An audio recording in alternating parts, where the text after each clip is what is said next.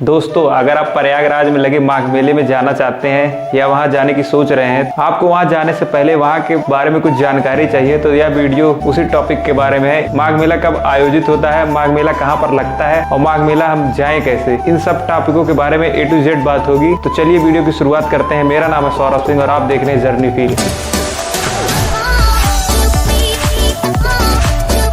तो चलिए सबसे पहले हम जान लेते हैं माघ मेला क्यों और कब मनाया जाता है। यह एक वार्षिक त्योहार है। यह हिंदू कैलेंडर के अनुसार यह मेला माघ माह में लगता है, जो कि जनवरी से फरवरी के बीच का होता है। यह मेला लगभग 45 दिनों तक चलता है। यह प्रयागराज से 7 किलोमीटर दूर त्रिवेणी संगम पर यह मेला आयोजित होता है, जिसको गंगा, यमुना, सरस्वती नदियों का संगम भी कहा जाता है। इस जगह पर अधिकतर भक्त मकर संक्रांति के दिन जाते हैं, जो कि हिंदू धर्म में एक बहुत बड़ा त्योहार माना जाता है। इसलिए संगम में डुबकी लगाने अधिकतर श्रद्धालु इसी दिन प्रयागराज में विजिट करते हैं। अगर आप वहां पे जाते हैं तो चलिए आपको बता देते हैं कि आप वहां पे मेजर एक्टिविटीज क्या क्या कर सकते हैं। सबसे पहले आप वहां पर पवित्र स्नान कर सकते हैं, जो कि आप वहां के त्रिवेणी संगम पर आप वहां पे पवित्र स्नान करके, अपने हिंदू धर्म में यह मान्यता है कि जो संगम में एक बार स्नान कर लेता है उसके लगभग सारे पाप धुल जाते हैं। वैसे तो यहाँ पर 45 दिन आप कभी भी स्नान कर सकते हैं, लेकिन जिस दिन बहुत दूर दूर से श्रद्धालु यहाँ पर स्नान के लिए आते हैं, जैसे कि मकर संक्रांति, पूर्णिमा, अमावस्या, Basant Panchami,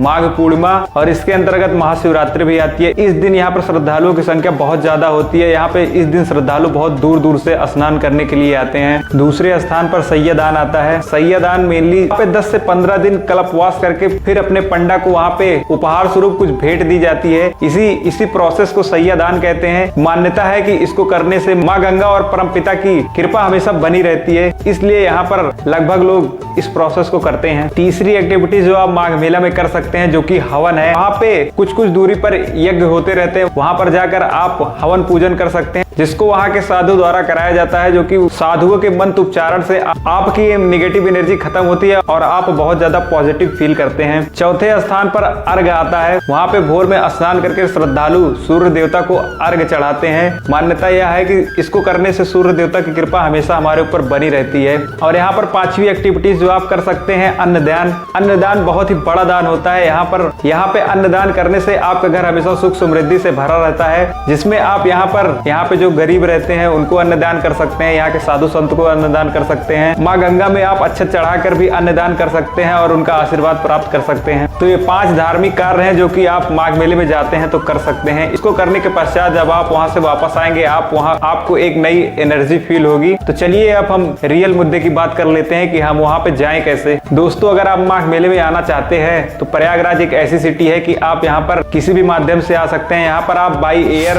by road, by railway, यहाँ पे आप तीनों माध्यम से आ सकते हैं। अगर आप कहीं दूर से ट्रैवल करके आ रहे हैं तो आप बाई एयर भी आ सकते हैं, क्योंकि यहाँ का नियरेस्ट एयरपोर्ट इलाहाबाद 9D है। यहाँ से माघ मेले की दूरी 18 किलोमीटर है। अगर आप बाई रेलवे आ रहे हैं तो यहाँ का नियरेस्ट रेलवे स्टेशन चौकी स्टेशन है, जिससे कि माघ मेले की दूरी महज 5 किलोमीटर है। इंडिया में आप किसी भी जगह हो, यहाँ पर आप बाई रोड से भी आ सकते हैं। अगर आप यहाँ पे बाई रोड आना चाहते हैं तो आप यहाँ इंडिया के किसी भी सिटी से आप यहाँ पे बाई रोड आ सकते हैं। अगर कुछ मेजर सिटियों की बात की जाए तो अगर आप बनारस से विजिट कर रहे हैं तो प्रयागराज से बनारस की दूरी महज 125 किलोमीटर है। लखनऊ से प्रयागराज की दूरी 210 किलोमीटर है। अगर आप नोएडा से विजिट कर रहे हैं तो इसकी दूरी महज 707 किलोमीटर है। अगर आप गया से विजिट कर रहे हैं तो 368 किलोमीटर है। अगर आप दिल्ली से आ रहे हैं तो मात्र 750 किलोमीटर है। बम्बई से थोड़ा ज्यादा पड़ेगा, लेकिन अगर आप तब भी अगर बाई रोड आना चाहते हैं तो आ सकते हैं, जो कि प्रयागराज से बम्बई की दूरी महज 1400 किलोमीटर है। कोलकाता से प्रयागराज की दूरी 800 किलोमीटर है। यह जगह बेंगलुरु से भी बहुत ज्यादा दूरी पर है। यह बेंगलुरु से 1750 किलोमीटर पे है। लेकिन अगर आप